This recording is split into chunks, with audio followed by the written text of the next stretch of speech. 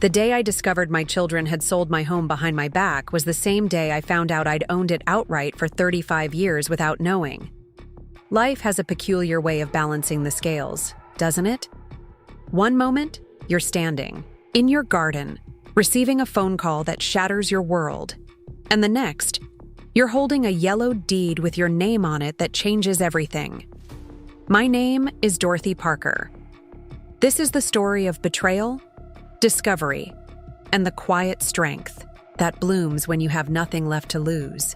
Before we jump back in, tell us where you're tuning in from, and if this story touches you, make sure you're subscribed, because tomorrow I've saved something extra special for you. Now, let me take you back to where it all began. I never imagined reaching 72 would feel like starting over. For 43 years, I woke up beside the same man, Howard, in the same creaking 4-bedroom colonial in Greenfield that we'd stretched ourselves thin to afford back in 1979. We raised 3 children there, Adam, Melissa, and Kate. We hosted 39 Thanksgiving dinners in that dining room. We planted every single tree in the yard, each one marking some milestone. The oak when Adam was born, the maple after Melissa's graduation, the flowering cherry when Kate got married. Howard and I weren't wealthy by any means. He worked as a high school history teacher, and I juggled part-time bookkeeping jobs while raising the kids. We budgeted carefully, clipped coupons, and drove cars until they practically dissolved beneath us. But we managed to put all 3 children through college without student loans, something Howard insisted on after struggling with his own education debt well into his 30s.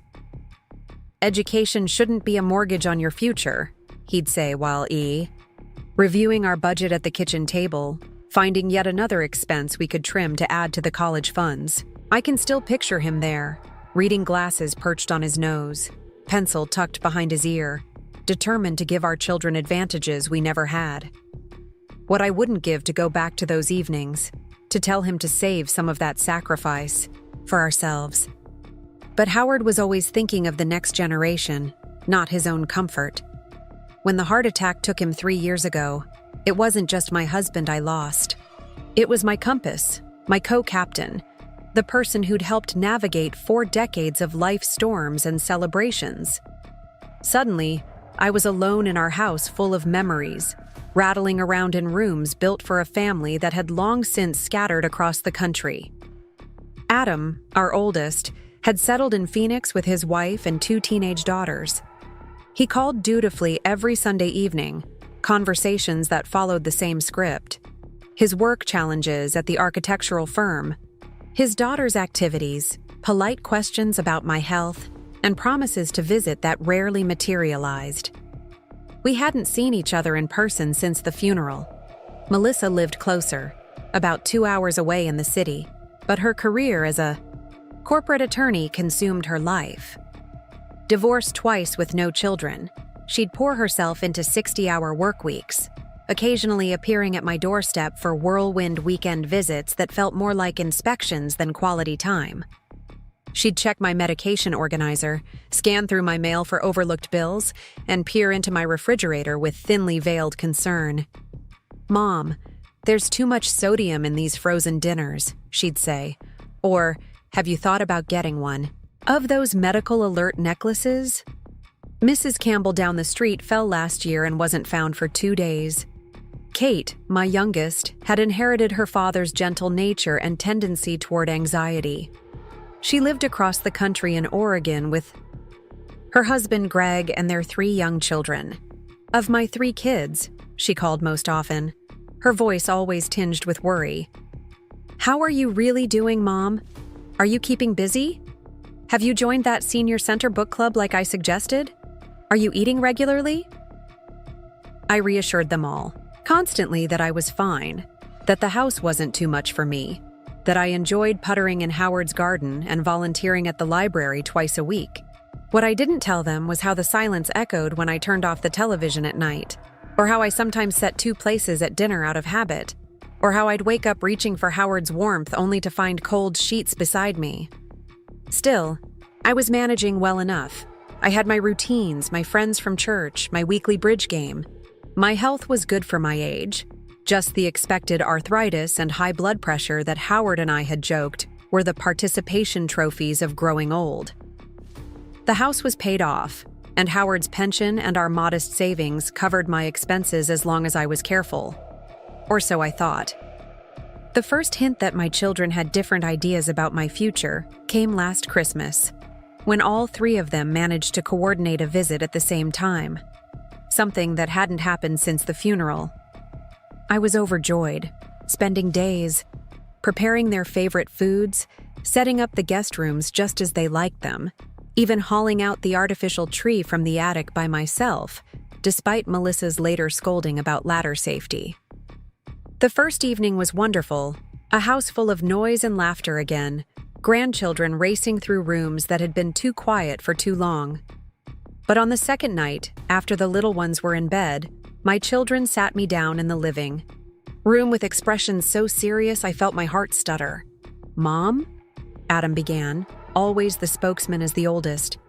"We've been talking, and we're worried about you rattling around in this big house by yourself." "It's a lot of maintenance," Melissa added, her attorney voice in full effect. "And the property. Taxes in this area have skyrocketed. It's not a practical use of your resources." Kate, perched on the arm of my chair, took my hand. "We just want what's best for you, Mom. Have you considered downsizing to something more manageable? Maybe one of those nice senior communities?" I looked at each of their faces. These grown children who'd once fit in my arms, now explaining my life to me, and felt a flutter of indignation I quickly suppressed. They were concerned, that's all. They loved me. "This is my home," I said simply. "Howard and I built our lives here. I'm not ready to leave it." They exchanged glances, a silent communication that excluded me. "Of course, Mom," Kate soothed. "No one's rushing you. Just promise you'll think about it?" I promised, mainly to end the conversation. When they left after New Year's, I filed the discussion away as well-meaning but unnecessary concern. I was fine. The house was fine. Everything was fine. Winter melted into spring, and I threw myself into Howard's garden with renewed vigor. He'd always been the gardener in our marriage, coaxing vegetables and flowers from the soil with a patience I never quite mastered. After he died, I'd maintained the garden out of obligation, but this year felt different. Each seed I planted felt like a small act of defiance against time, against loneliness, against the worried looks my children had exchanged over Christmas. By May, the raised beds Howard had built were bursting with lettuce, peas, and the tomato seedlings I'd started on the kitchen windowsill. The rose bushes he'd tended so carefully were budding, promising a June explosion of color. I spent hours outside expanding flower beds, ordering new varieties of dahlias, planning a small herb garden off the kitchen, investments in a future firmly rooted in this place. On the first truly warm day of the year, I was on my knees in the backyard planting gladiolus bulbs along the fence when my cell phone rang. I almost didn't answer it. My hands were caked with soil, and the caller ID showed a number I didn't recognize. But something made me peel off my gardening gloves and reach for the phone. "Hello, Mrs. Parker?" a cheerful female voice chirped. "This is Jennifer Holden from Cornerstone Realty. I just wanted to touch base about the final walkthrough, scheduled for tomorrow morning. The buyers are very excited about the property and everything's on track for closing on Friday. Is 10 a.m. still good for you?" I sat back on my heels, dirt crumbling from my knees onto the grass. "I'm sorry. There must be some mistake. I'm not selling my property." A pause. "This is Dorothy Parker at 247 Elmwood Drive, correct?" A chill ran through me despite the warm sunshine. "Yes, that's my address, but my house isn't for sale." Preparing and narrating this story took us a lot of time, so if you are enjoying it, subscribe to our channel. It means a lot to us. Now back to the story. "Oh," Jennifer sounded confused. "I have the paperwork right here. The sale has been in process for nearly 7 weeks. Your children are listed as having power of attorney to act on your behalf. The closing is scheduled for this Friday." The world tilted strangely beneath me. I gripped the edge of the raised garden bed to steady myself. "That's not possible," I said, my voice sounding distant to my own ears. "I never gave anyone power of attorney. There must be some mistake." Jennifer's professional cheerfulness faltered. "I'm looking at the signed documents right now, Mrs. Parker. Everything appears to be in order legally. Your son, Adam Parker, has been our primary contact." "I need to call you back," I said abruptly, and ended the call. My hands shook so badly I could barely navigate my phone's contact list. I called Adam first. Voicemail. Then Melissa. Voicemail. Finally Kate. Voicemail. I left increasingly desperate messages for each of them. "Call me immediately. Something strange is happening with the house." Next, I called my neighbor and closest friend, Eleanor, who lived 3 doors down. She arrived within minutes, still wearing the apron she'd been cooking in, alarm evident on her face as she found me sitting motionless on the garden bench, phone clutched in my soil-stained hands. "Dorothy? What on earth is wrong? You look like you've seen a ghost." "They're selling my house," I said, the words sounding absurd as I spoke them. "My children, behind my back. The realtor just called about a final walkthrough tomorrow." Eleanor sat beside me, her face hardening from concern to anger as I repeated my conversation with Jennifer. "That can't be legal," she said finally. "You need a lawyer, right now." She helped me inside, poured me a glass of water, and then called her son-in-law Brian, a real estate attorney in the next town over. My mind kept circling around the same bewildering thought. How could they do this? How could my own children sell my home without even telling me?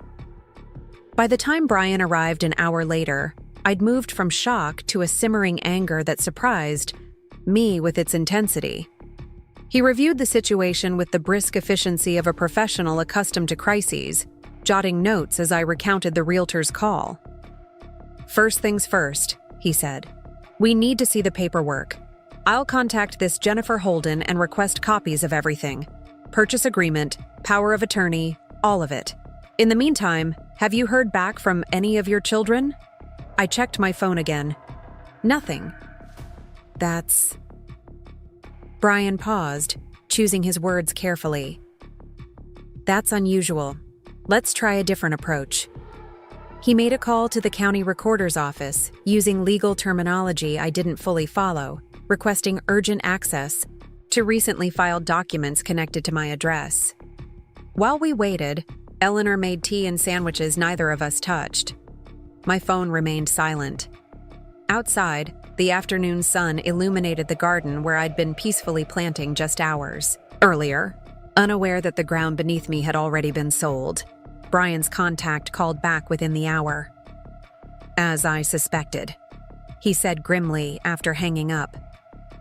"A power of attorney document was filed 3 months ago, supposedly signed by you, giving Adam authority to act on your behalf in all financial and property matters." "I never signed such a thing," I said, my voice stronger now, fueled by growing outrage. "I believe you," Brian nodded.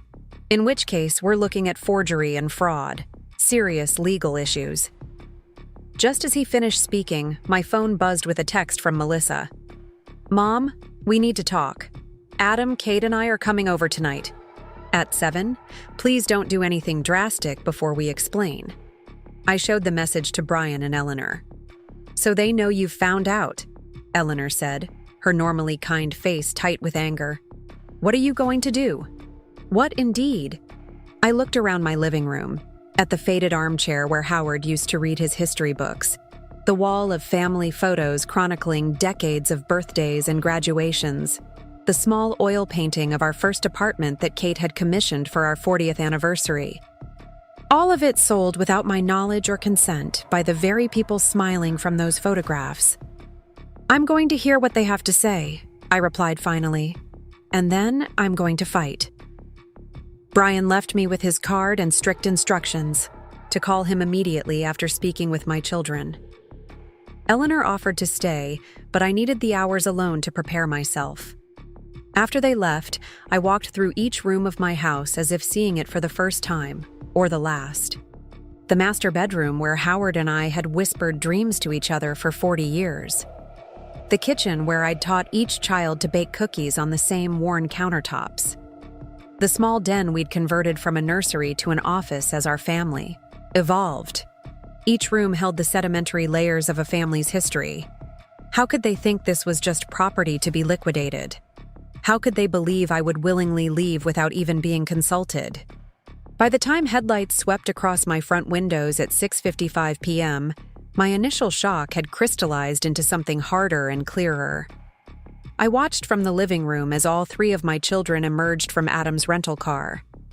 They conferred briefly, in the driveway, heads close together, before approaching the front door. It struck me suddenly how foreign they looked there, like visitors, not people returning home. I didn't get up to greet them. I heard Adam's key in the lock, their murmured voices in the entryway, the familiar pattern of footsteps I could have identified blindfolded. Then they filed into the living room, expressions ranging from Kate's obvious distress to Melissa's professional neutrality to Adam's tension. "Mom," Adam began, always the spokesperson. "I see you've heard from the realtor." "Yes," I said simply. Imagine my surprise to learn my house is being sold this Friday. Kate immediately teared up. "Mom, we were going to tell you. We just wanted everything arranged first so you wouldn't have to worry about the details." "Arranged?" I repeated. "You mean like the power of attorney Adam forged? Like the sale of my home of 43 years without my knowledge? Those kinds of details?" Melissa stepped forward, hands raised placatingly. "Mom, let's all take a breath. We know this is a shock, but we're doing this because we care about you." "Care about me?" My voice remained steady even as heat rushed to my face. "You went behind my back, falsified legal documents, and sold my home. Please explain how that demonstrates care." They exchanged glances, that silent communication that excluded me. Their mother, the supposed beneficiary of all this care. Adam sat on the coffee table directly in front of me, leaning forward earnestly. "Mom, let me explain everything.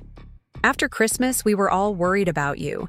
This house is too big for one person. The maintenance, the stairs, the yard work, it's too much. And financially, it just doesn't make sense." "What doesn't make sense about living in a paid-off home?" I asked. "The property taxes have doubled in the last 5 years," Melissa interjected. "And the house needs a new roof, new plumbing in the upstairs bathroom." "I'm handling it," I said. "My finances are not your concern." "But they are," Adam continued. "We looked at your accounts, Mom. Your savings are dwindling. Between the taxes, utilities, maintenance, and your medical expenses, you're going to run out of money in a few years. We needed to act before that happened." I stared at him. "You looked at my accounts? How exactly did you manage that?" At least he had the grace to look uncomfortable. "Kate still had the password book from when she helped you set up online banking after Dad died." I turned to my youngest, who couldn't meet my eyes. "So this was a group effort? All three of you conspiring behind my back?" "It wasn't like that, Mom," Kate pleaded. "We were scared for you. After Mrs. Edwards down the street had that fall and wasn't found for 2 days. I am not Gladys Edwards," I snapped. "I'm not confused. I'm not frail, and I'm not incapable of making my own decisions." "No one is saying you're incapable," Melissa said in her courtroom voice. "But you're emotionally attached to this house because of Dad. We're trying to be objective about what's best for your future. And you decided selling my home without telling me was best for my future?" I looked at each of them in turn. "Where exactly am I supposed to live after Friday?" Another exchanged glance. Adam cleared his throat. "We've found a wonderful assisted living community just 20 minutes from here, Cedar Grove. It has private apartments, 3 meals a day, activities, transportation services, even an emergency call system in each unit. We've already put down a deposit, Kate added, brightening slightly. They have a beautiful 1-bedroom available on the 2nd floor with a little balcony for your plants, and there's a garden area where residents can grow flowers. I sat very still, absorbing the fact that my entire future had been arranged.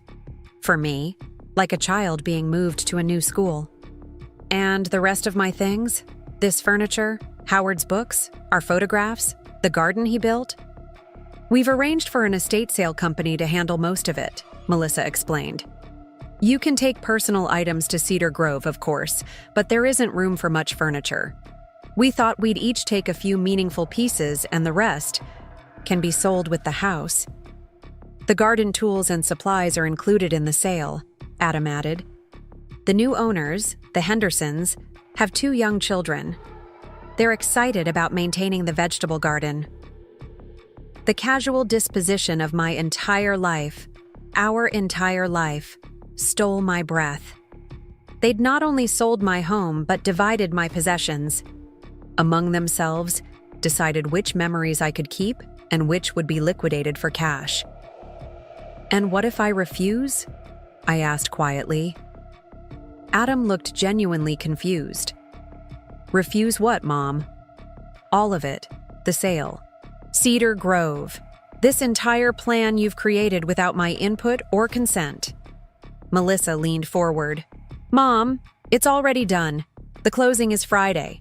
The movers are coming Thursday to take the furniture you'll need to Cedar Grove. Everything else is scheduled for the estate sale next weekend. Based on a fraudulent power of attorney, I reminded her, which becomes null and void the moment I report it. The temperature in the room seemed to drop. Adam's confusion shifted to alarm. Mom, you wouldn't do that. The buyers have already sold their current home. They have children. And we've signed contracts, paid deposits. So have I interrupted. 43 years ago, your father and I signed a contract to buy this house. We worked our entire lives to pay it off, to create a home for our family. That contract, that commitment, doesn't become meaningless just because you 3 have decided I'm too old to honor it. Kate was openly crying now. Mom, please, we're just trying to help. You shouldn't be alone in this big house. What if something happens? What if you fall? What if I want to make my own choices? I finished for her. What if I'm not ready to be packed away in a facility, no matter how nice the balcony is? You're being unreasonable, Melissa said, her attorney voice slipping into something harder. This is the financially responsible decision. The house is your biggest asset. Liquidating it now secures your future care. I looked at my middle child, always the pragmatist, always reducing emotions to spreadsheets. My home is not a line item, Melissa. It's where I've lived most of my life. It's where your father and I raised you. It's where he died. And that's exactly why you can't think clearly about this, she countered. You're too emotionally attached. Sometimes it takes an outside perspective to make the hard decisions. Outside perspective? I repeated incredulously. You're my children, not my guardians. I don't need you to make my hard decisions. I need you to respect me enough to include me in conversations about my own life. Adam stood abruptly, pacing to the window that overlooked the front yard. Mom, please try to understand. We're trying to protect you, to make sure you're cared for properly. By lying to me? By going behind my back? By forging documents? The anger I'd been suppressing all day finally broke through. Tell me, Adam, if you truly believed this was best for me, why didn't you talk to me first? Why the secrecy, the forgery, the fait accompli? Was it because deep down you knew I would say no? His silence was answer enough. I stood, surprised by how steady I felt despite the emotional tsunami of the day. I want you all to leave now. I need to think, and I can't do that with the 3 of you here justifying your betrayal as an act of love. Mom, please, Kate began, but I held up my hand. No, Not tonight. I have a lot to process and decisions to make. Real estate fraud is a serious matter, as I'm sure Melissa can confirm professionally. I looked directly at my middle child, whose expression had shifted from righteous confidence to growing concern. I suggest you all consider very carefully what happens next. Are you threatening us? Melissa asked incredulously. I'm stating facts, I replied. You forged my signature. You sold my property without consent. You accessed my financial accounts without permission. These are not acts of love. They are crimes. Whether I choose to pursue them as such depends on what happens in the next 24 hours. They left reluctantly. Kate still tearful, Adam frustrated, Melissa calculating. I watched from the window as they conferred in the driveway again, gesturing emphatically before driving away. Only when their taillights disappeared around the corner did I allow myself to sink back into Howard's chair, the weight of the day finally crashing over me. What now? I had less than 48 hours before my home was scheduled to be sold out from under me. My own children, the people I'd raised, loved, sacrificed for, had betrayed me in the most fundamental way. The foundation of my world had shifted, leaving me unsteady, uncertain where solid ground remained. I reached for the telephone to call Brian, the attorney, but paused mid-motion. Something nagged at the edge of my memory. Something Adam had said about the new roof, the plumbing issues. How did he know about those problems? Howard and I had always handled home repairs ourselves, rarely discussing maintenance issues with the children unless they directly affected visits. Then I remembered. Howard's notebook.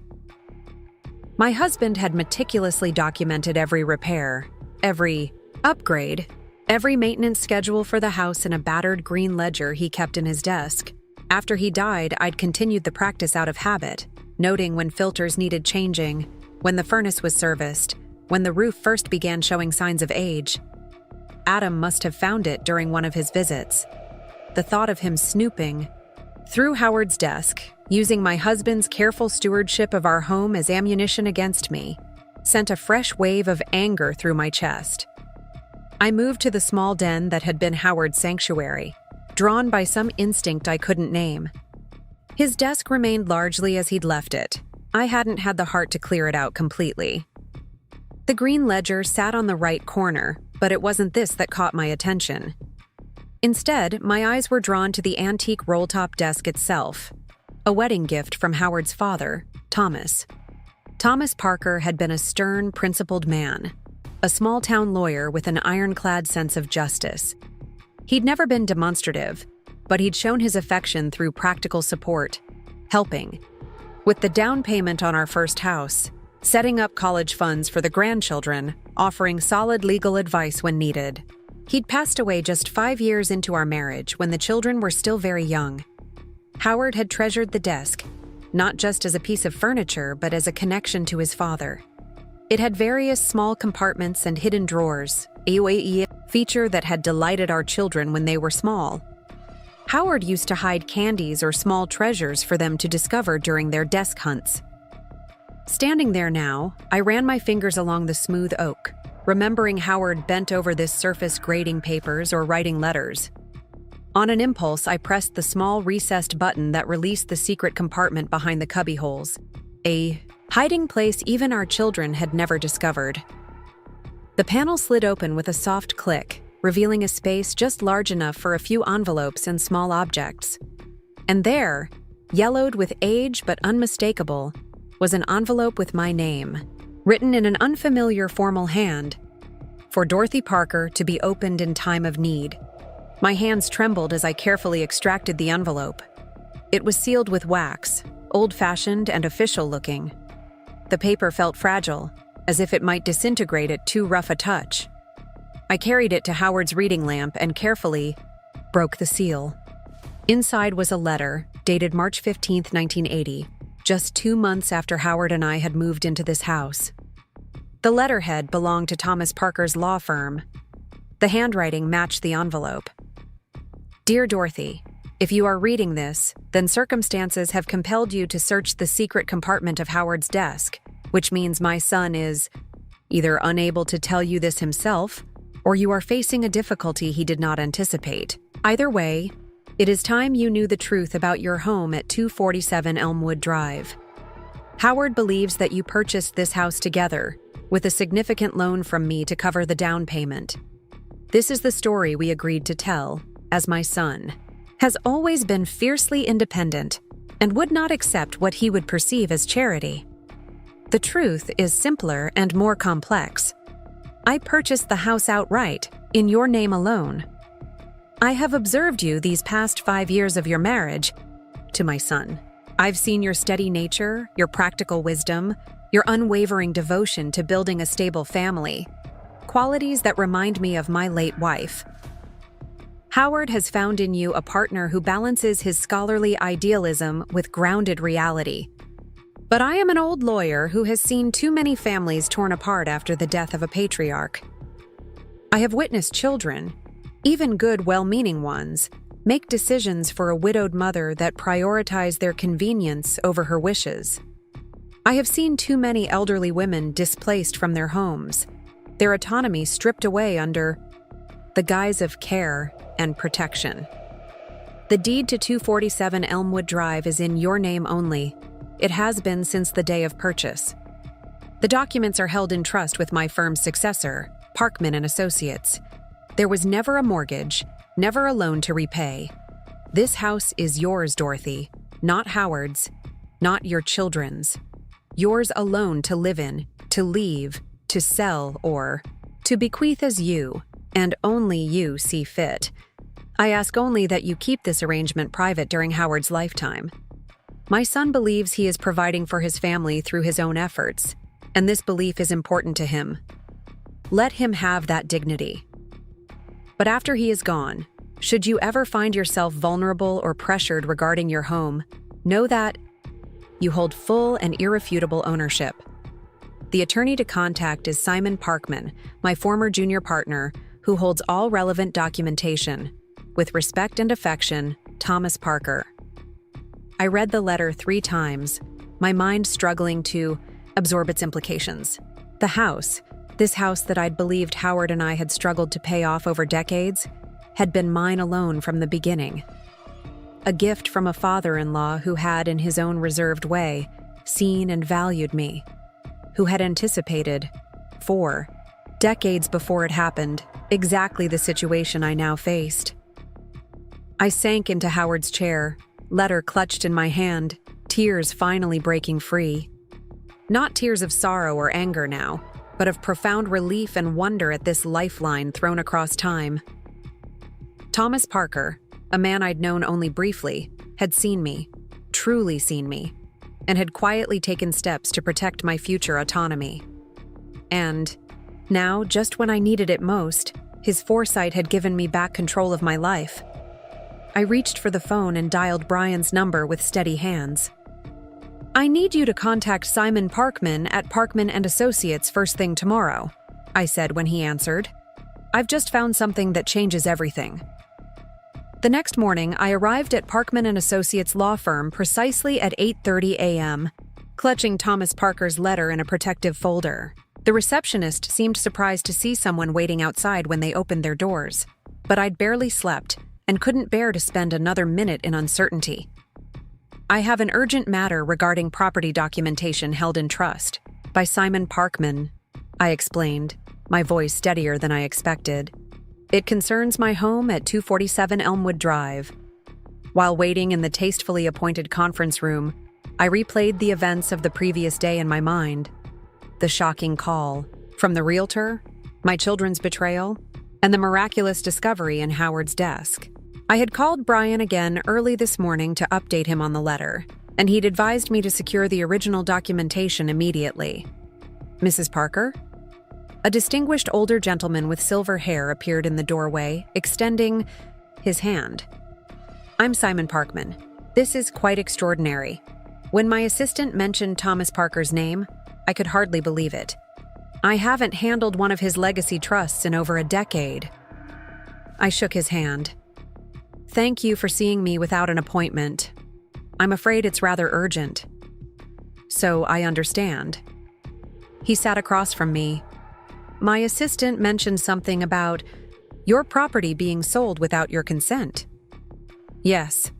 My children have somehow arranged to sell my home. The closing is scheduled for tomorrow. I placed Thomas's letter on the table between us. I found this last night. Simon read it carefully, his expression shifting from professional interest to something more personal as he progressed through the letter. When he finished, he looked up at me with a slight smile. Thomas Parker was my mentor, Mrs. Parker.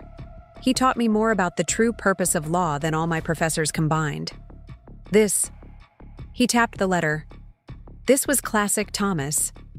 He had remarkable foresight about human nature. Then it's true? The house is solely in my name? Let me confirm. He pressed the intercom button on the conference phone.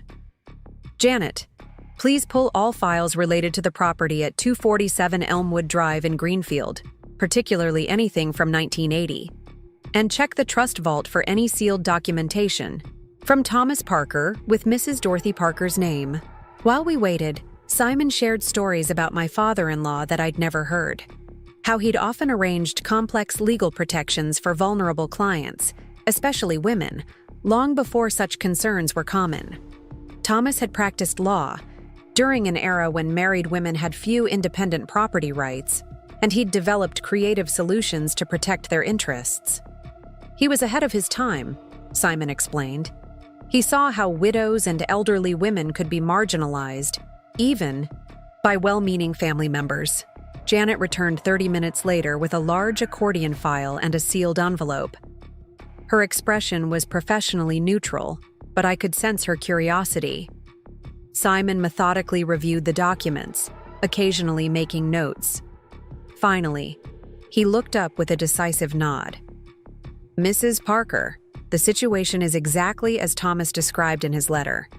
On January 28, 1980, he purchased your home outright, in your name only. There was never a mortgage. The deed has been held in our trust vault since then, along with his explicit instructions.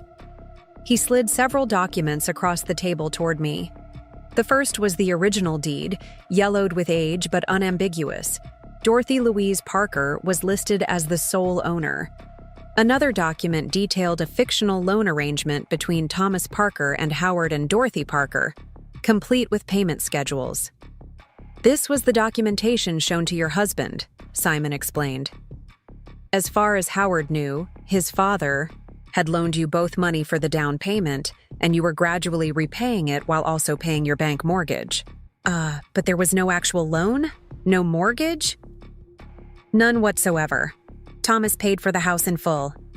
Every mortgage payment you and Howard made went into an investment account in your name. He handed me another document. This account was dissolved when the fictional mortgage was paid off in 2010, and the funds were transferred to your joint account with Howard. Approximately $168,000. My head spun. We thought that was an inheritance when Thomas's long-term investments matured. In a way, it was. Thomas essentially arranged for you to inherit from yourselves. Simon's expression turned serious. Now, regarding the current situation with your children and this unauthorized sale, we need to act immediately. He outlined a plan of action. First, contacting the title company to inform them of the fraudulent nature of the sale. Second, filing an emergency injunction to halt any property transfer. Third, invalidating the falsified power of attorney. What about my children? I asked quietly. They've committed fraud. Simon's expression softened. Legally, yes, but prosecuting your own children is a separate decision from stopping the sale. We can address one issue without necessarily pursuing the other. I nodded, grateful for his understanding. As angry as I was, the thought of seeing my children facing criminal charges was unbearable. Simon made several calls from the conference room, his tone shifting from cordial to authoritative as he explained the situation to various parties. I sat silently, trying to absorb the seismic shift in my understanding of the past 4 decades. The house had never been a burden we struggled to afford. It had been a gift, quietly given, with remarkable prescience about exactly the situation I now faced. By noon, Simon had secured an emergency hearing with a judge for 2 p.m. to formally block the sale. He'd also spoken directly with the title company, who had placed an immediate hold on the closing proceedings pending legal resolution. "We have one more important step," Simon said, gathering documents into his briefcase. "We need to inform the realtor and the buyers about the situation. It's unfortunate they've been caught in this, but better they know now than after money has changed hands." As we prepared to leave for the courthouse, my phone rang. It was Adam.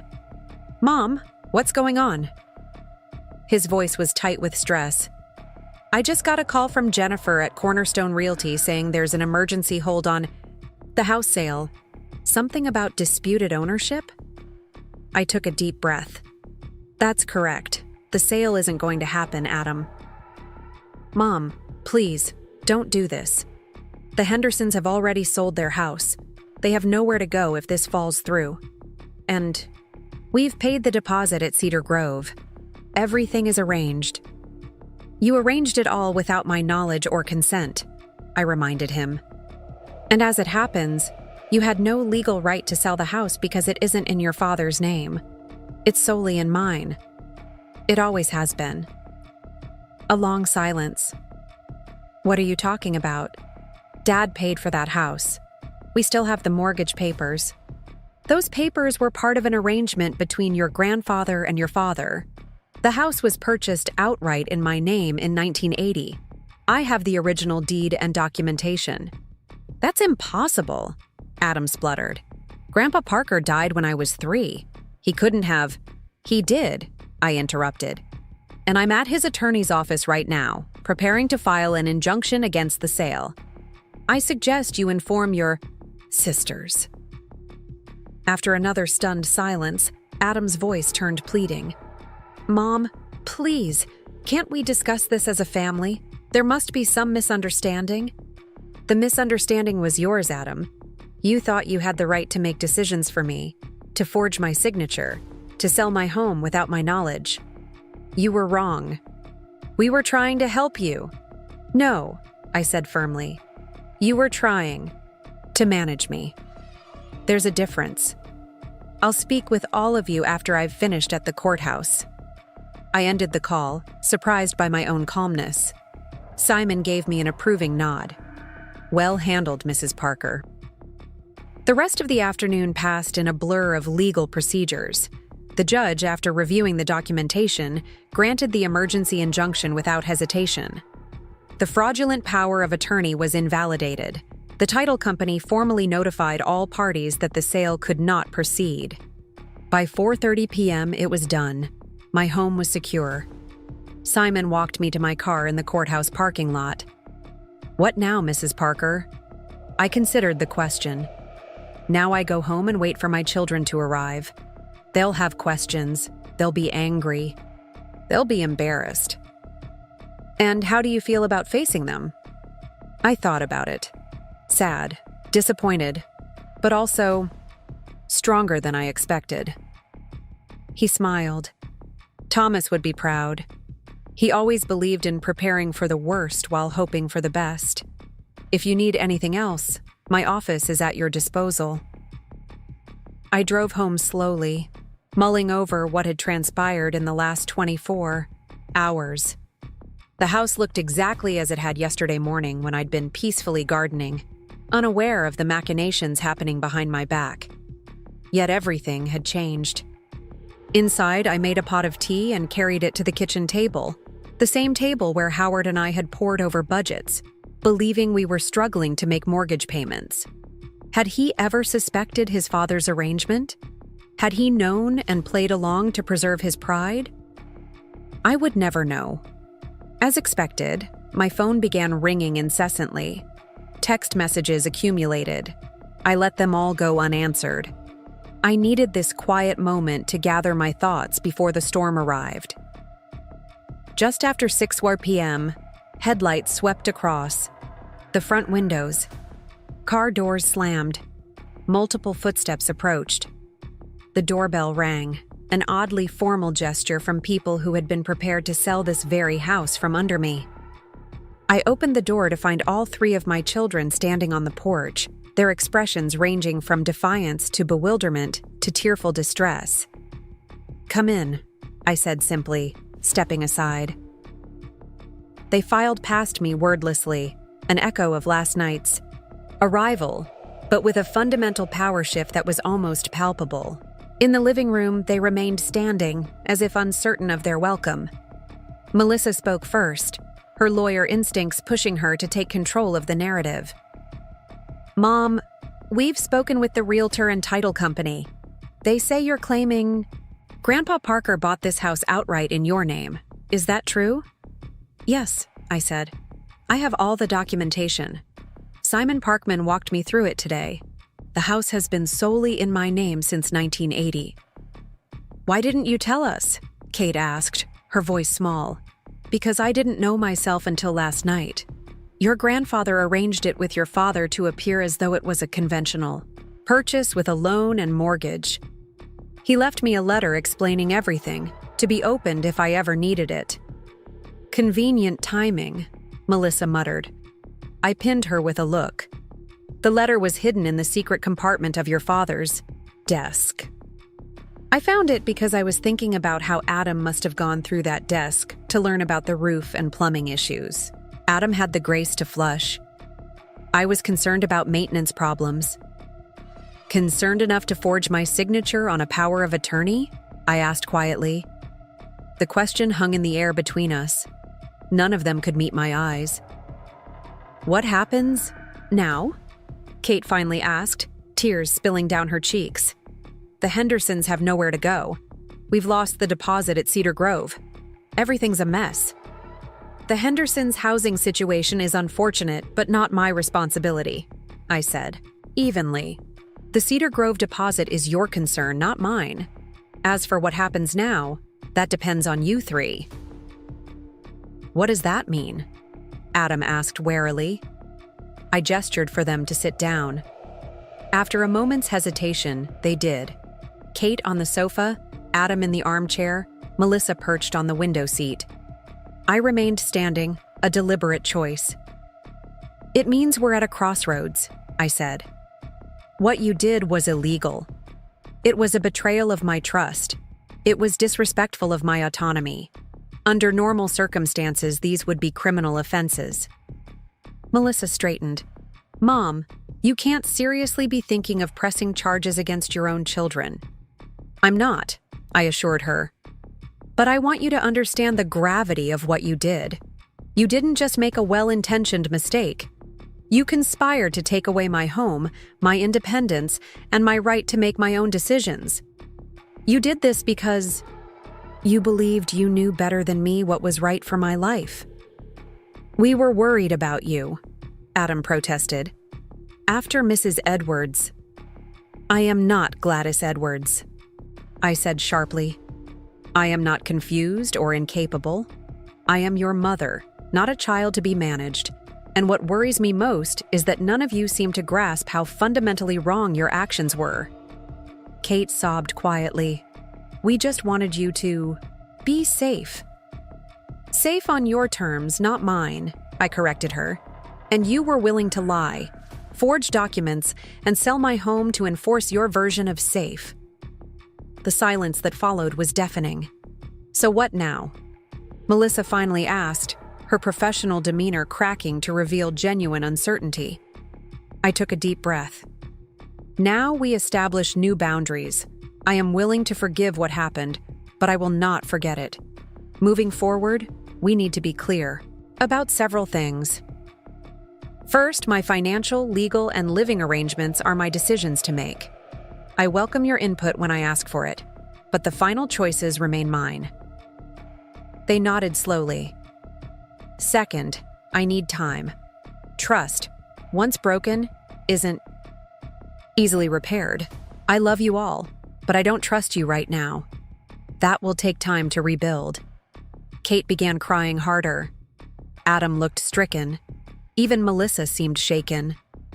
And third, I continued, I expect complete transparency from this point forward.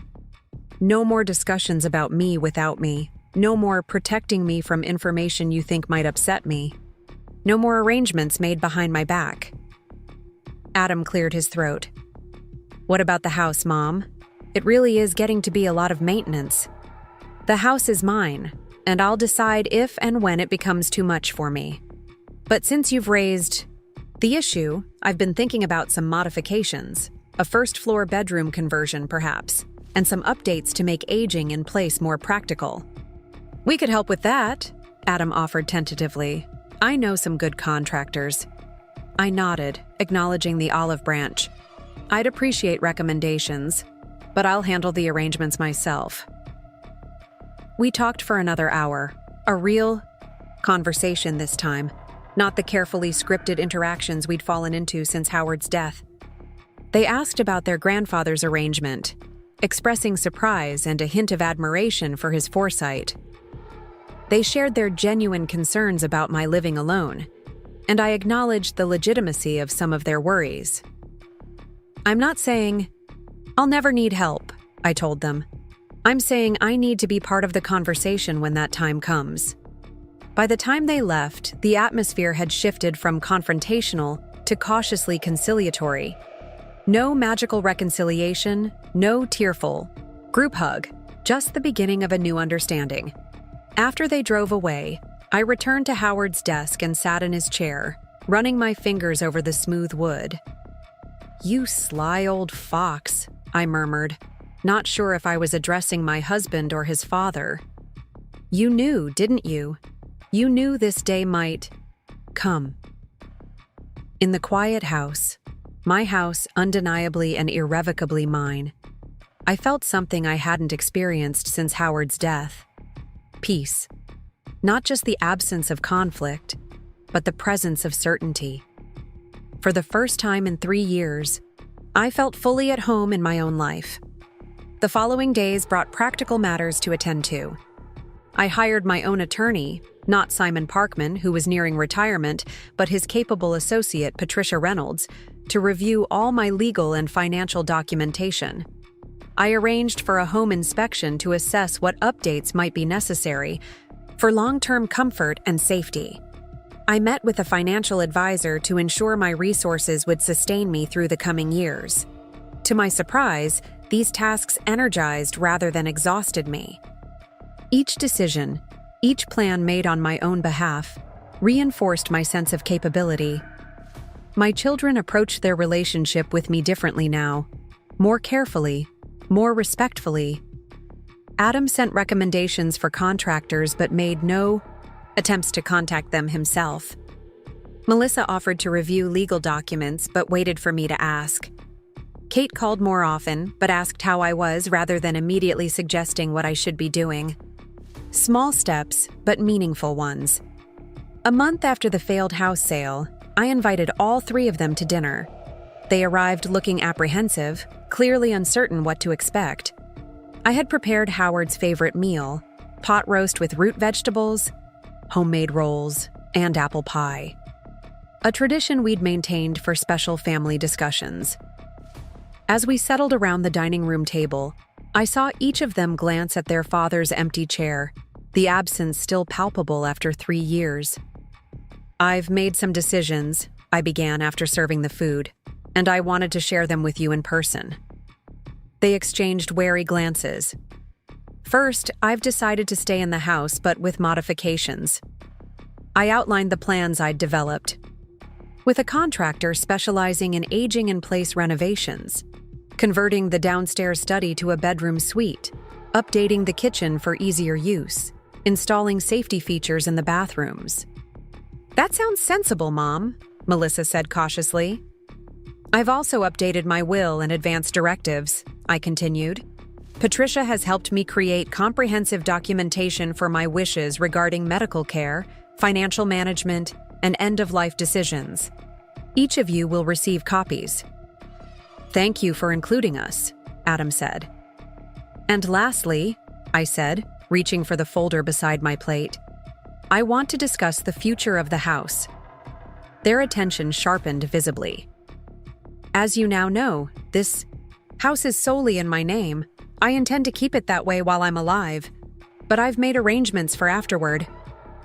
I opened the folder and removed 3 identical documents. These are transfer on death deeds, one for each of you.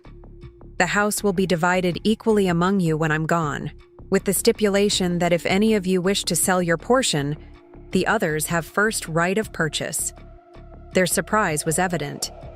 "Mom, you don't have to do this," Kate said, her voice thick with emotion.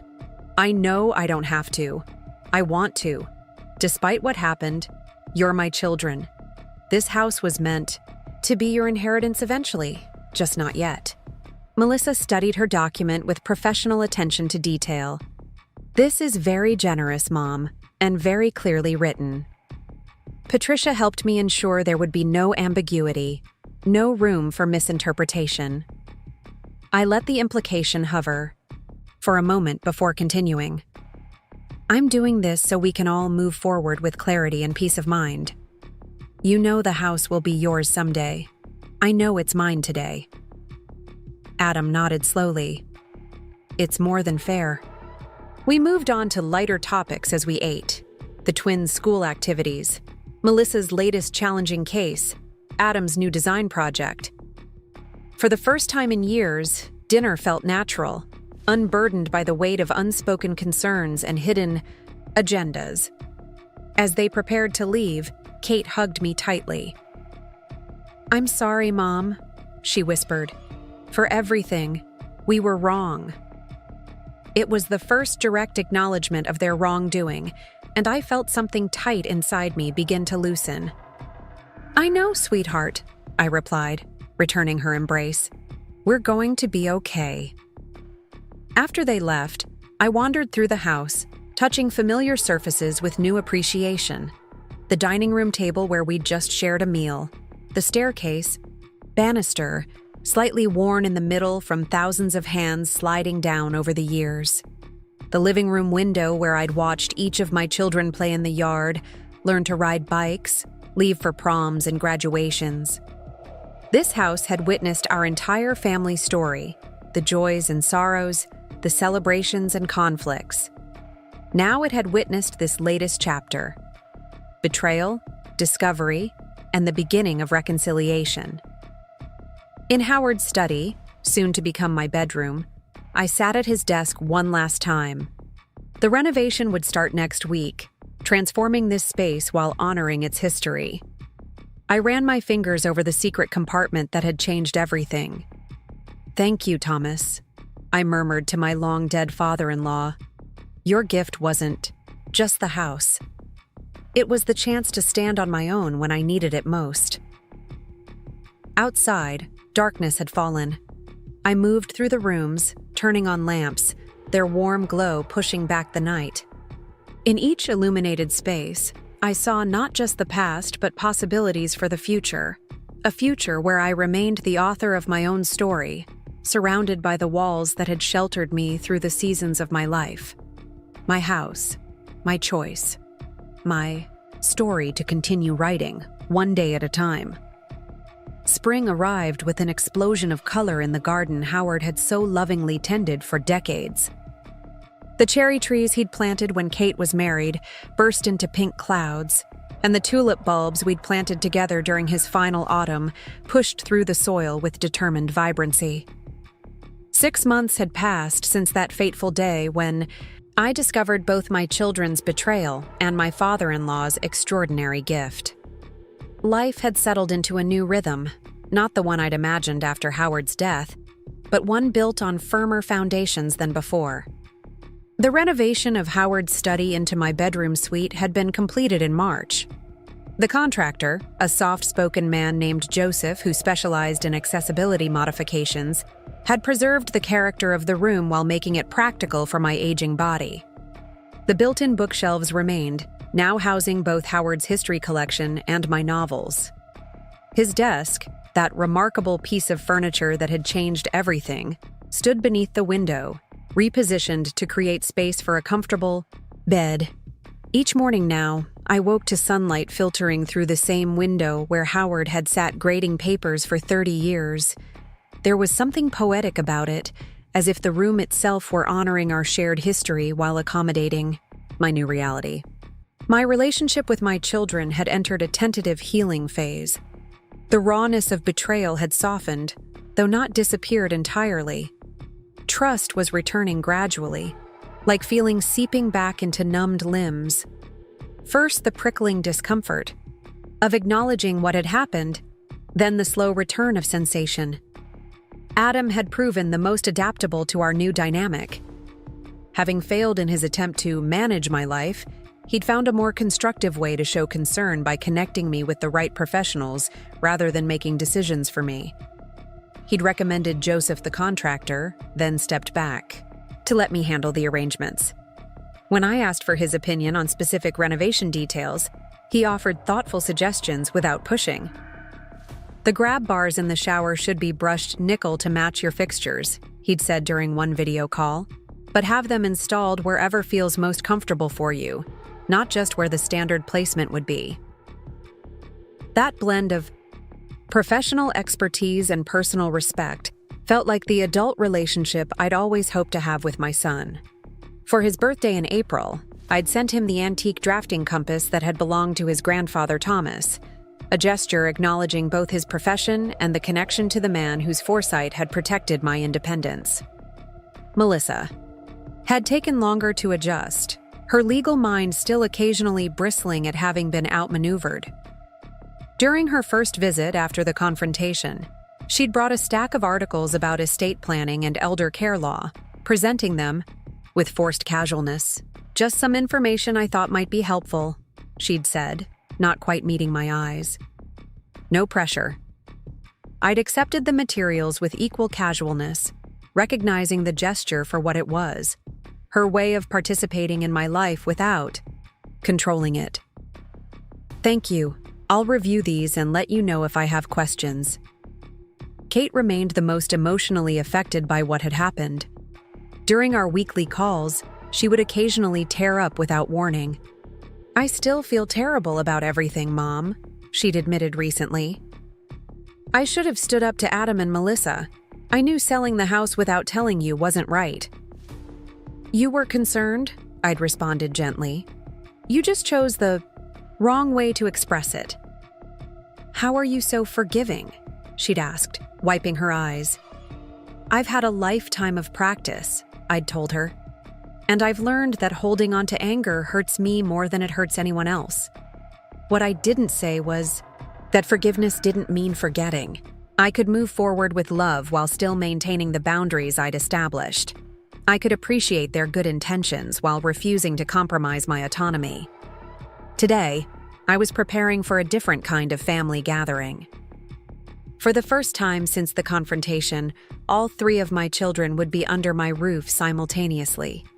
Kate and her family were flying in from Oregon for a week's visit. Adam had arranged a business trip to coincide with their stay. Melissa had reluctantly cleared her calendar for the weekend. I'd spent the morning baking Howard's famous oatmeal cookies, the aroma filling the kitchen with memories. My hands worked through the familiar motions, creaming butter and sugar, cracking eggs, measuring vanilla, while my mind wandered through the landscape of the past year. The doorbell chimed just as I was sliding the final batch into the oven. Through the window, I could see Kate on the porch, surrounded by luggage, her husband Greg unloading more from their rental car while their children bounced with travel-weary excitement. "Grandma!" 8-year-old Lily barreled into me the moment I opened the door. Her younger brothers, Tyler and Noah, followed suit, creating a tangle of small arms around my waist. "Well, this is exactly the greeting I was hoping for," I laughed, bending to kiss each tousled head.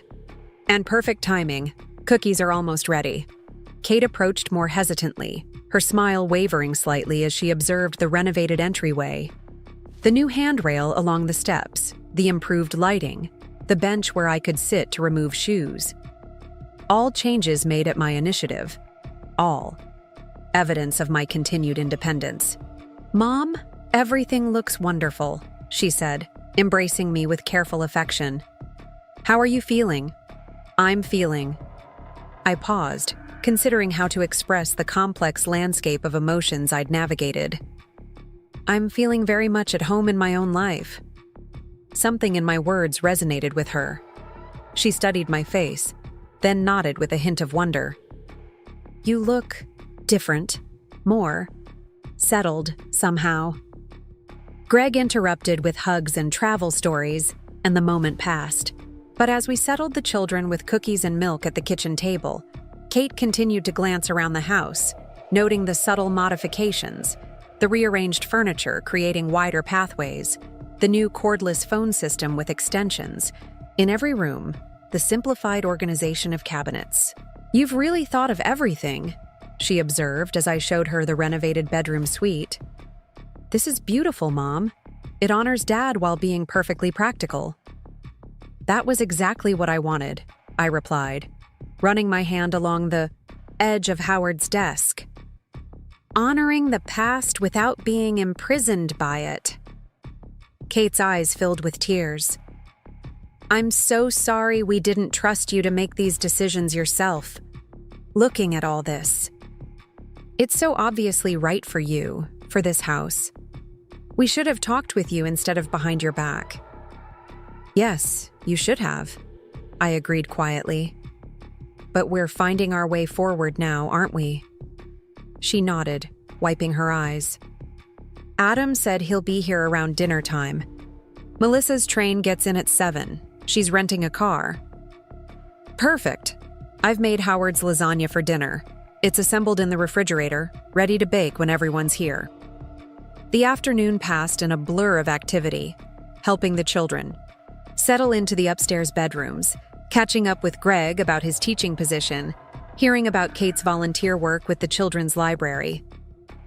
The easy rhythms of family life filled the house again, reminding me of busier times when such activity had been the norm rather than the exception. Adam arrived bearing flowers and a bottle of my favorite wine. He moved through the house with comfortable familiarity, stopping occasionally to notice the changes. Joseph did excellent work with the bathroom remodel, he observed, inspecting the zero-entry shower that had replaced the old tub. Those tiles matched the original ones perfectly. He found a specialty supplier who could replicate the 1940s pattern, I explained. I wanted the updates to feel integrated with the house's character. Adam nodded approvingly. It doesn't feel like an accessible bathroom, just a beautiful functional space that happens to have smart features. His understanding pleased me. Aging in place wasn't about clinical modifications, but thoughtful adaptations that preserved dignity and beauty while acknowledging changing needs. Melissa's arrival was announced by the decisive slam of a car door and the click of heels on the front walkway. She entered with her characteristic efficiency, distributing precisely chosen gifts. A silk scarf for me, educational games for the children, a bottle of scotch for Greg, before sizing up the renovations with analytical scrutiny. The house looks good, Mom, she said finally. You've made sensible improvements without compromising its value. Coming from Melissa, this was high praise. I accepted it with a simple, thank you. I had good professional guidance. Dinner unfolded with the controlled chaos of family gatherings, children, spilling milk, conversations overlapping, the occasional sharp comment from Melissa softened by Adam's diplomatic interjections and Kate's gentle humor. Howard's empty chair at the head of the table remained a presence, acknowledged but not overwhelming. After the children were tucked into bed, the 5 adults gathered in the living room with coffee and dessert. A tentative silence fell, heavy with unspoken thoughts. I could sense each of my children gauging the others, uncertain how directly, to address the events that had led to this new family dynamic. I think we should acknowledge the elephant in the room, I said finally, setting down my coffee cup. The last time we were all together here, things went badly. Melissa shifted uncomfortably. Kate studied her hands. Adam cleared his throat. We were wrong, Mom, he said simply. All of us. We should never have taken matters into our own hands the way we did. No, You shouldn't have, I agreed. But I've been thinking about why it happened, beyond the immediate issues. They looked at me expectantly. After your father died, our relationship changed in ways none of us really acknowledged. You began seeing me as someone to be managed rather than an equal adult with agency. I began seeing myself as incomplete without him. Less capable, less decisive. Greg nodded thoughtfully. That happens often with long marriages. The couple becomes a unit, and when one is gone, everyone struggles to recalibrate. Exactly, I said. Howard was always the family authority figure. He made the major decisions, handled the finances, dealt with contractors and car mechanics. I deferred to him not because I couldn't do those things, but because it was our dynamic. When he died, you stepped into what you perceived as a void. I guess we did, Kate admitted. Dad always took care of everything. We just assumed that I couldn't take care of myself. I finished for her. And I allowed that assumption to stand unchallenged for too long. I was so focused on missing him that I didn't fully step into my own capabilities. Melissa leaned forward. But that still doesn't excuse what we did, Mom. We should have talked to you directly about our concerns. No, it doesn't excuse it, I agreed. But understanding why it happened helps us avoid repeating the pattern. Adam swirled the last of his wine thoughtfully. Finding out about Grandpa Parker's arrangement with the house was a real wake-up call. He saw something in you that we missed, a strength that didn't need Howard or anyone else to validate it. Thomas was remarkably perceptive, I acknowledged, but he also came from a generation where he'd seen wives legally subservient to their husbands, elderly parents at the mercy of adult children's decisions. He created a safety net for me that I never knew I had. Until you needed it, Greg observed.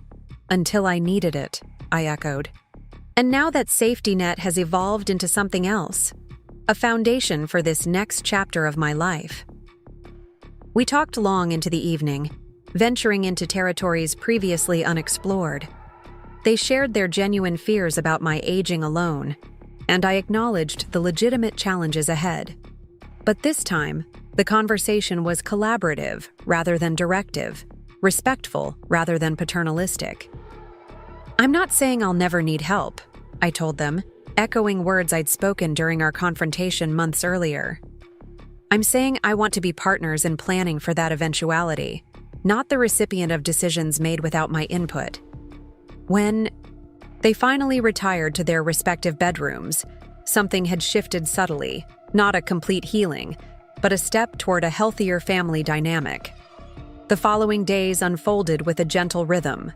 Mornings found me with the grandchildren, in Howard's garden, teaching them to identify plants and harvest the early spring vegetables. Afternoons were filled with board games, stories, and excursions to local parks. Evenings brought family dinners and conversations that gradually relaxed into genuine connection. On the final evening before Kate's family was scheduled to fly, back to Oregon, Adam proposed a walk to the neighborhood ice cream parlor, a family tradition dating back to when my children were small. As we strolled along familiar sidewalks, I found myself between Adam and Melissa, with Kate and Greg managing, the excited children ahead of us. Do you remember when you taught me to ride a bike along this stretch? Adam asked suddenly, gesturing to a flat section of road.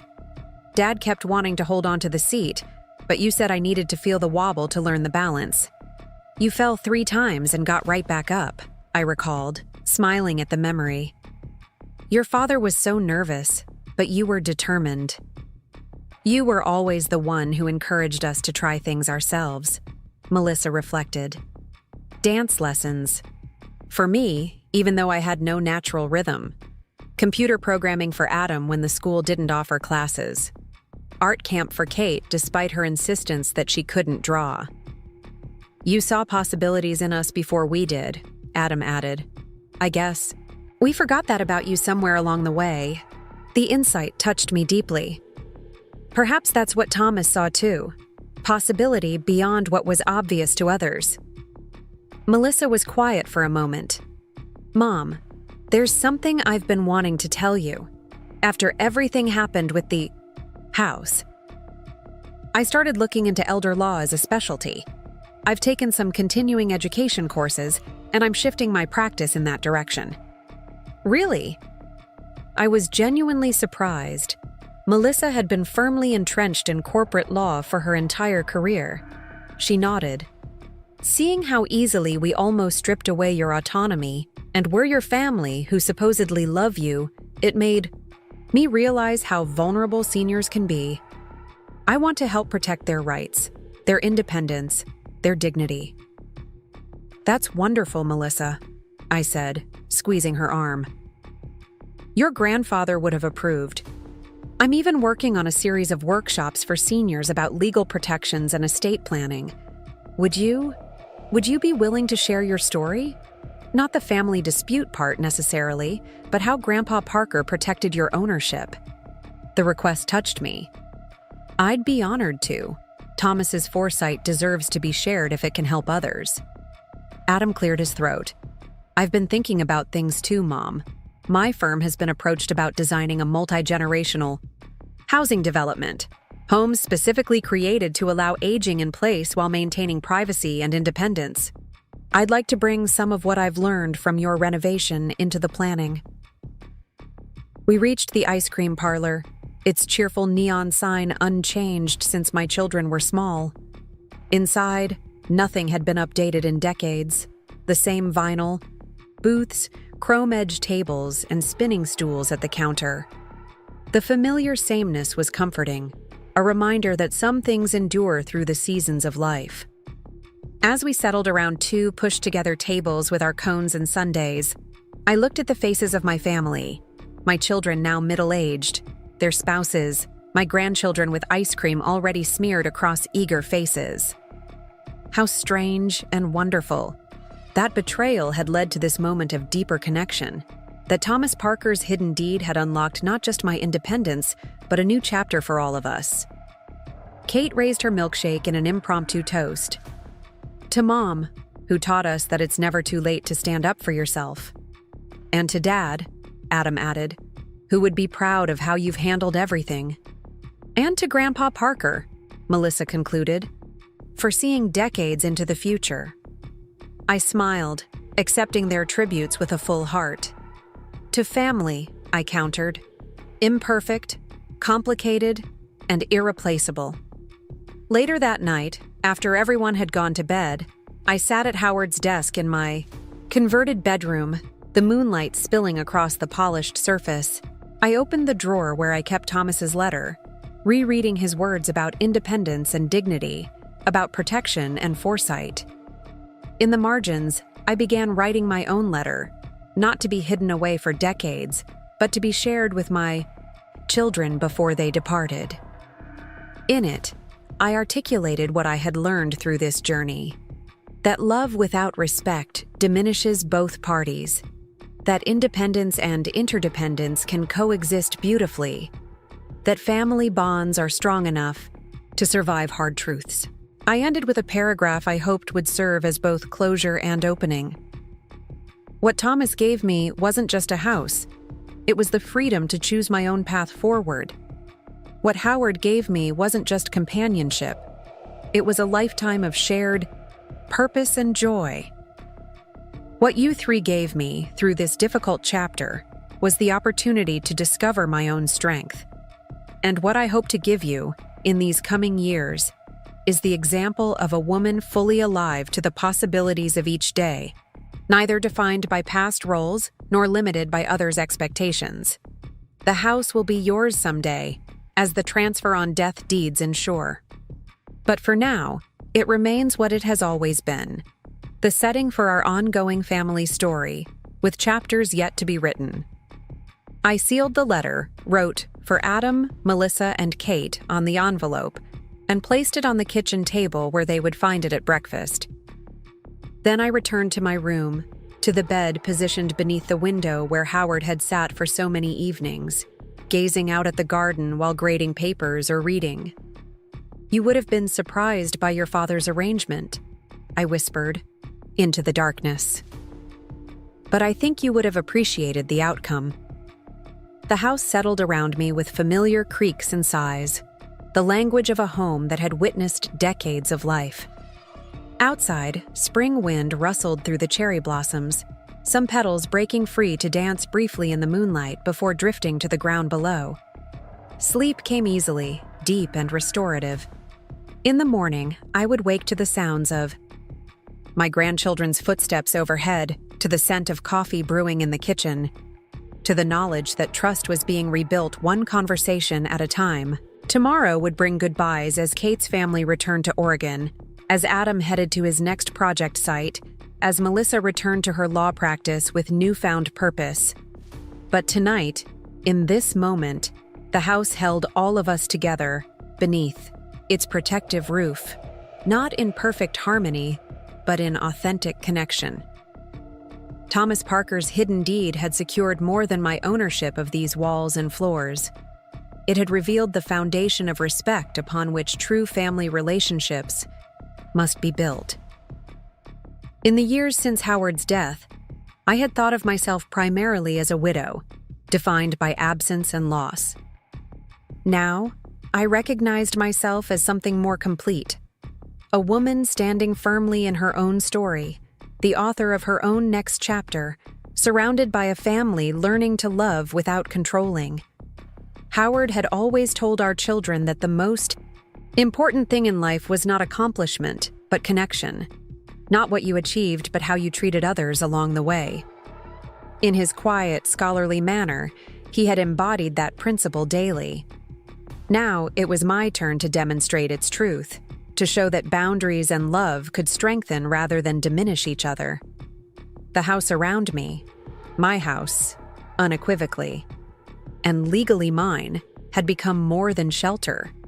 It had become the classroom where 3 generations were learning what it meant to truly respect one another, to honor autonomy without sacrificing connection, to find the delicate balance between independence and family bonds. Thomas Parker, with his remarkable foresight, could never have anticipated all the ripples his hidden deed would create. But perhaps in some fundamental way, he had understood that true security comes not from control, but from dignity maintained and respected. In that understanding lay the seed of all that had flowered in these difficult months: painful confrontation, transforming into deeper connection, broken trust gradually mending into something stronger than before, and a widow discovering that the path forward was hers alone to determine, even as others walked alongside. 5 years had passed since the day I discovered my children's betrayal and my father-in-law's extraordinary gift.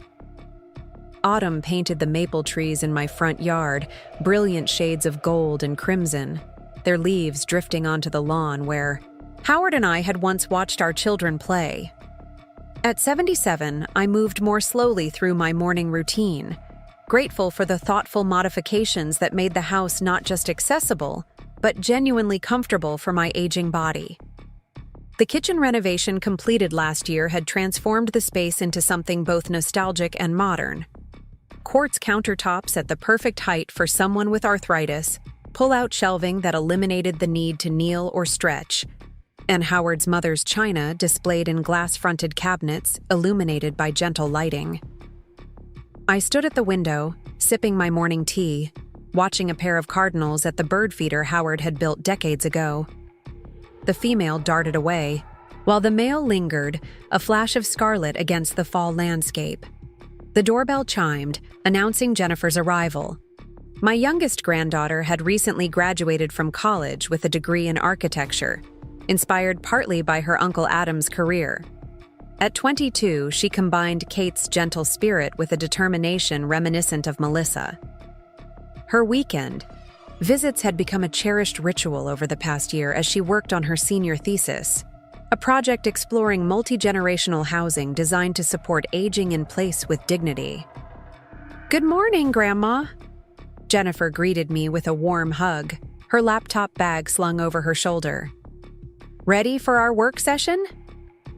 "Always," I smiled, leading her to the dining room table where I'd laid out photo albums, property documents, and renovation plans spanning the home's history. "I found more of the original blueprints in the attic yesterday. Jennifer's thesis project had evolved from a required assignment into a deeply personal exploration, using my home as a case study in adaptive architecture that honored both history and changing needs. Her professor had encouraged her to document not just the physical modifications, but the emotional and social dimensions as well. How a home adapts to life's transitions while preserving meaning and memory. "I brought the digital models of the bathroom renovations," she said, opening her laptop. "And I've been thinking about that idea you mentioned, documenting the invisible history of the house." "Thomas Parker's hidden deed," I nodded, touching. The framed letter that now hung in the entryway, a daily reminder of how the past can reach forward to protect the future. We worked companionably for several hours, Jennifer scanning documents and photographs while I narrated the stories. Behind them, Howard planting the cherry tree when Kate got married. The summer Adam built the back patio as a surprise for our anniversary. Melissa's law school graduation celebration spilling from the dining room onto the front porch on a perfect May evening. "What I love about this house," Jennifer observed, glancing up from her computer, "is how it tells your family's story through its spaces. It's not just walls and floors, it's a physical timeline of your lives together." "That's exactly what I couldn't make your parents understand 5 years ago," I replied. "They saw a property to be managed. I saw the container of our entire family history." Jennifer nodded thoughtfully. "Mom talks about that time differently now. She says it was the wake-up call they all needed." The wake-up call had indeed reverberated through our family in unexpected ways. Adam had become a leading voice in his architectural firm for dignified aging-in-place design. Melissa had redirected her legal practice toward elder law, developing educational workshops that had helped hundreds of seniors protect their autonomy. Kate had trained as a family mediator, specializing in helping families navigate caregiving decisions without sacrificing older adults' agency. "Your mother once asked me how I could forgive them," I told Jennifer. "The truth is, watching how they've grown from that mistake has made forgiveness not just possible, but natural." The doorbell interrupted our conversation. Jennifer glanced at her watch. "That must be Mom and Dad. They said they'd pick me up around noon." Kate and Greg stood on the porch, their faces alight with the particular joy parents feel when reuniting with adult children.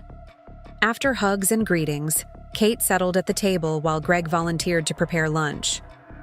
"How's the project coming along?" Kate asked, examining the spread of documents. "It's becoming something more than I expected," Jennifer replied. "It's not just about architecture anymore. It's about, I don't know, the relationship between physical spaces and human dignity." Kate met my eyes across the table, understanding passing between us. "Your grandmother taught us all something important about that." While Greg assembled sandwiches in the kitchen, Kate lowered her voice slightly. "Mom, I wanted to talk to you about the family meeting tomorrow. Adam called last night. He's bringing someone." "Linda?" I asked. Adam had mentioned a woman he'd been seeing for several months. Kate nodded. "He says it's serious. He wanted you to know before everyone arrives." The annual family gathering had become a tradition since our reconciliation 5 years ago. A weekend when all 3 of my children, their spouses or partners, and my grandchildren converged on the house for what we jokingly called the Parker Family Summit. What had begun as a tentative attempt to rebuild damaged relationships had evolved into a genuine celebration of connection. "I'm glad he's found someone," I said sincerely. Howard had been gone 8 years now, and I'd long hoped Adam would discover the kind of partnership his father and I had shared. At 53, after a difficult divorce a decade earlier, he deserved happiness.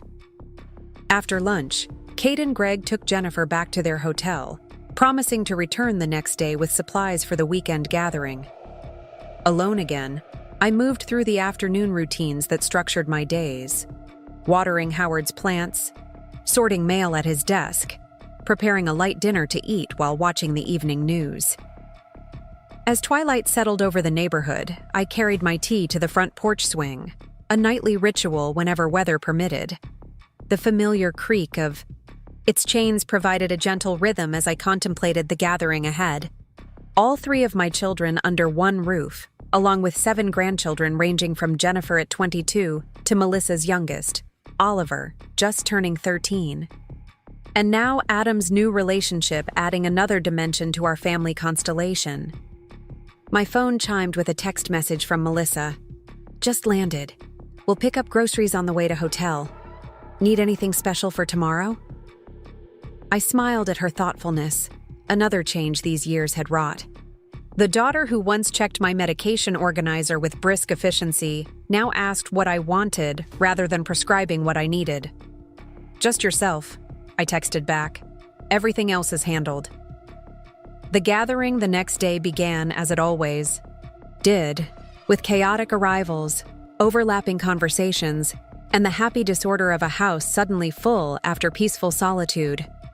Adam and Linda were the last to arrive, his expression slightly nervous as he introduced her to the assembled family.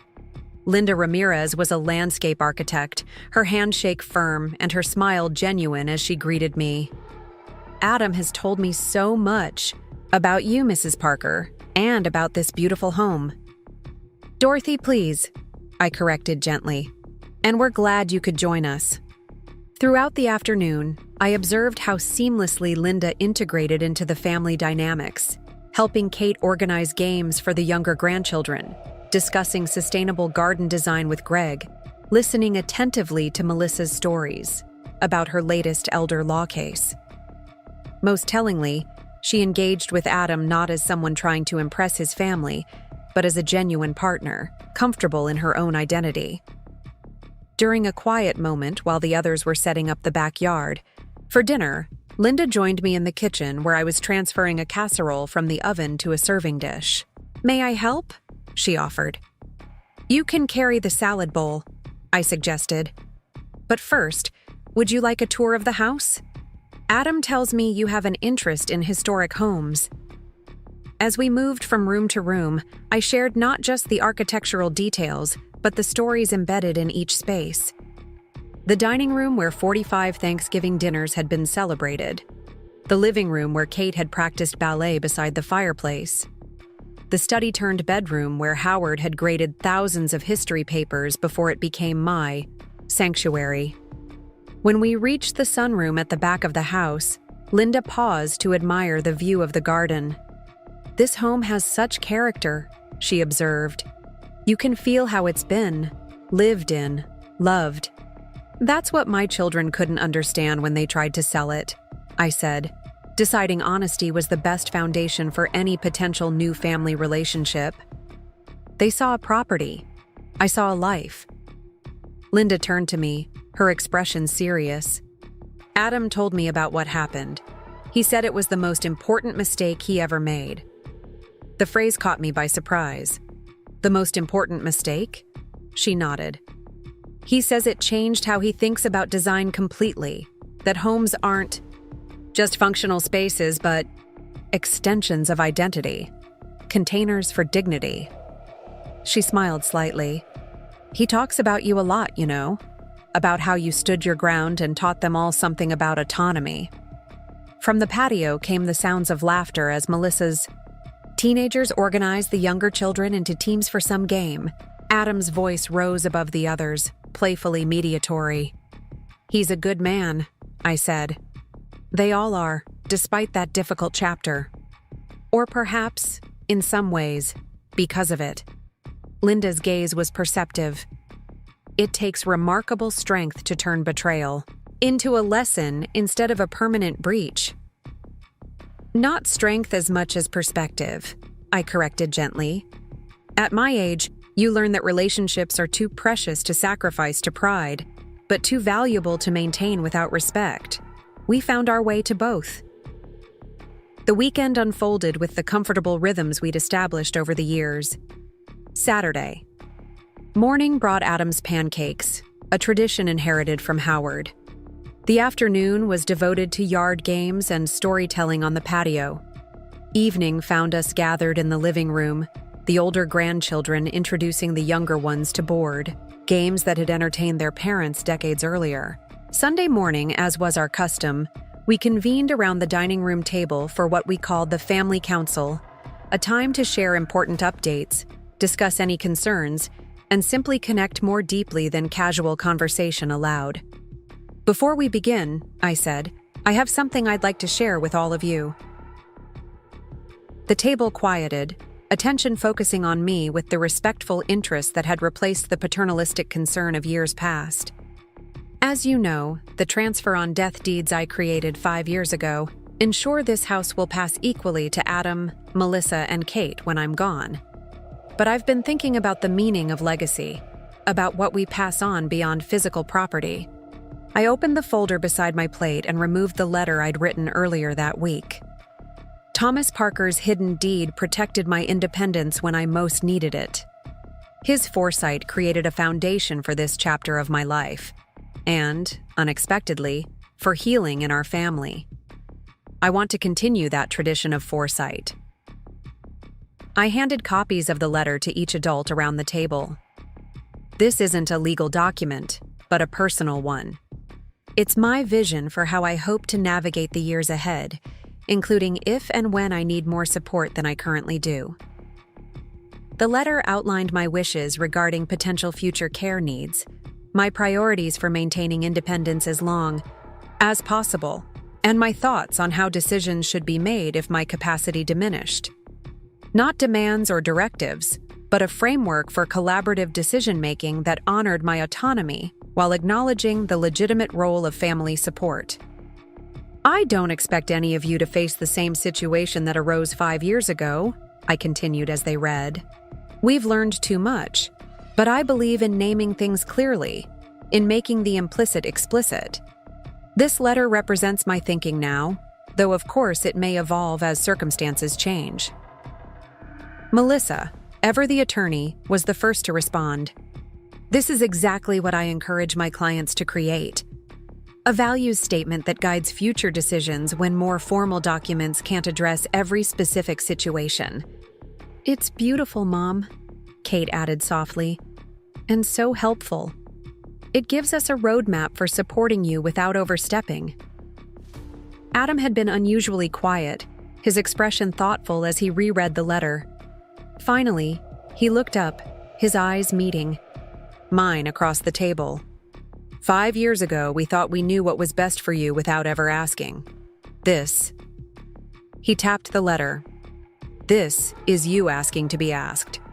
To remain at the center of your own story, even if the chapters get difficult. Exactly, I nodded, touched by his insight. Not independence at all costs, but dignity through all transitions. The conversation that followed was everything I could have hoped for. Honest, respectful, occasionally emotional, but undergirded by a shared commitment to the principles that had emerged from our painful experience. The grandchildren listened attentively, absorbing important lessons about how families navigate aging with respect rather than fear. As the discussion wound down, Adam cleared his throat. Since we're sharing important news.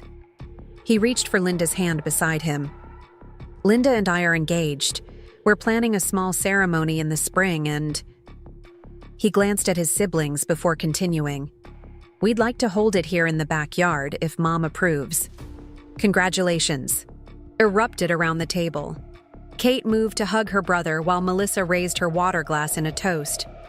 The younger children peppered Linda with questions about dresses and cake, while the older ones offered more measured but equally sincere congratulations. I would be honored, I told them when the excitement settled. Your father would be so pleased, Adam. Not just about the marriage, but about celebrating it here, in the home he loved. Later, as the family began packing up to return to their various homes across the country, Adam found me alone in the kitchen, washing the last of the breakfast dishes. I've been meaning to tell you, he said, taking a towel to dry as I washed. Resuming a pattern from his childhood, Linda and I have been talking about housing. She owns a beautiful craftsman bungalow across town. It's a lovely neighborhood, I commented, handing him a freshly rinsed plate. "We're trying to decide which home to live in after the wedding." He focused intently on drying the plate. "We've discussed selling both and buying something new together, but new beginnings don't always require new places," I finished, for him, understanding the unspoken concern. "You're worried about what selling your homes means symbolically." He nodded. "After everything that happened with this house, with you, I'm more aware of how homes hold meaning beyond their market value." "They do," I agreed. "But meaning can transfer, Adam. New memories can be created. What matters isn't keeping a particular set of walls, but approaching the decision with respect for what those walls have witnessed."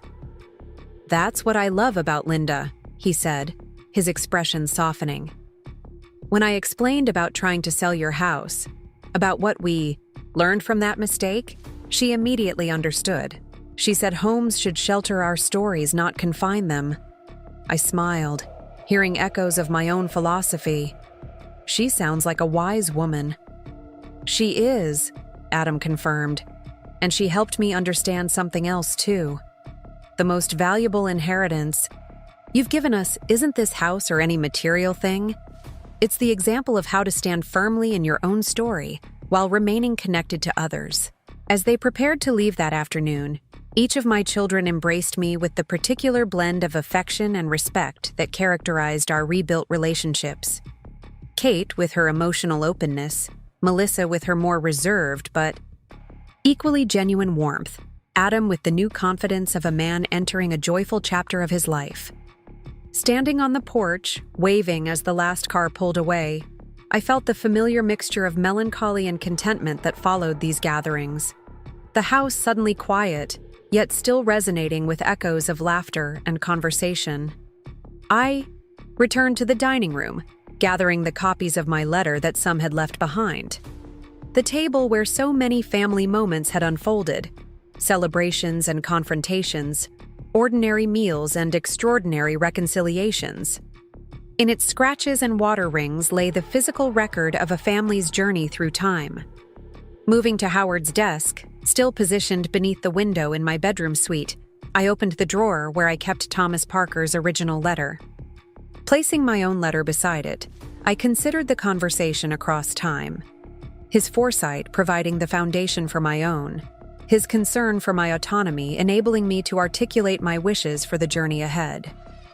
Evening settled around the house, shadows lengthening across rooms that had witnessed 8 decades of life. The betrayal that had once threatened to shatter our family had instead forced a reckoning, a reimagining of roles and responsibilities. My children had learned that love without respect diminishes both parties. I had learned that forgiveness without boundaries enables further harm. Together, we had discovered that family bonds are strong enough to survive painful truths, perhaps even growing stronger through their honest acknowledgement. Outside my window, the maple trees released more leaves to the autumn wind, their branches gradually revealing the structure that would sustain them through winter until spring brought renewal again. The house creaked and settled around me, its familiar sounds a comfort rather than a concern.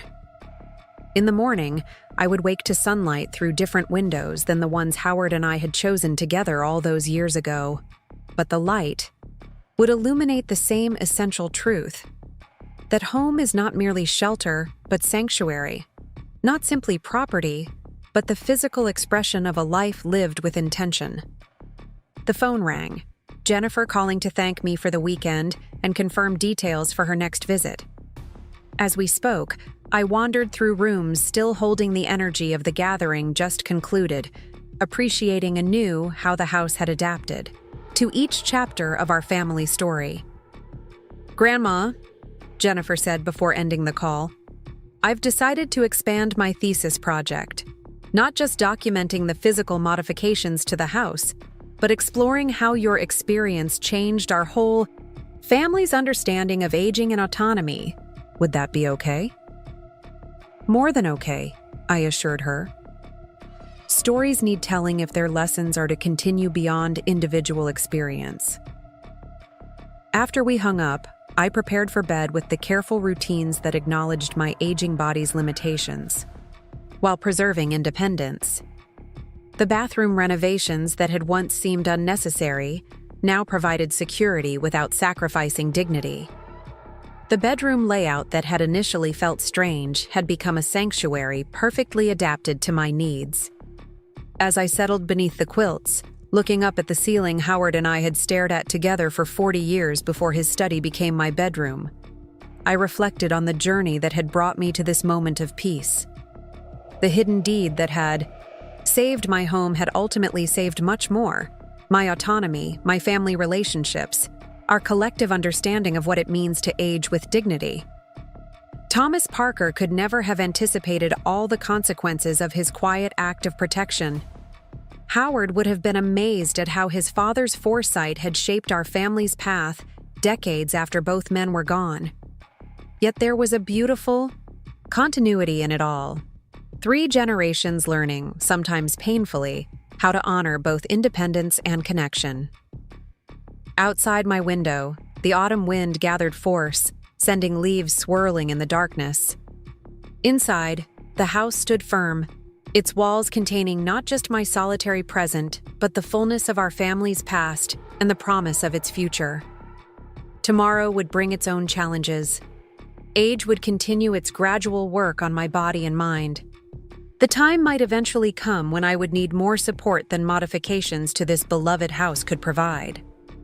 But whatever transitions lay ahead, I would face them as the author of my own story, surrounded by a family who had learned, through betrayal, discovery, and reconciliation, that true love exists not in control, but in respect.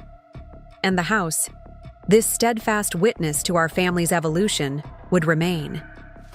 Not just as property to be inherited, but as the physical embodiment of a legacy more valuable than its walls and roof.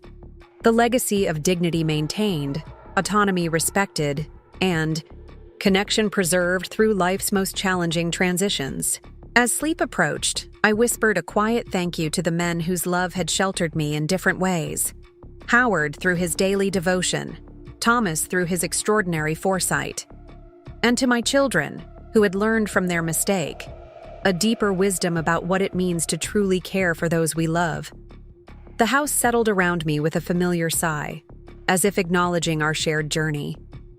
Whatever the future held, we would face it with the hard-won wisdom of the past and the steadfast foundation Thomas Parker had secured all those years ago. Not just the deed to a house, but the title to my own life story. Up next, you've got 2 more standout stories right on your screen. If this one hit the mark, you won't want to pass these up. Just click and check them out.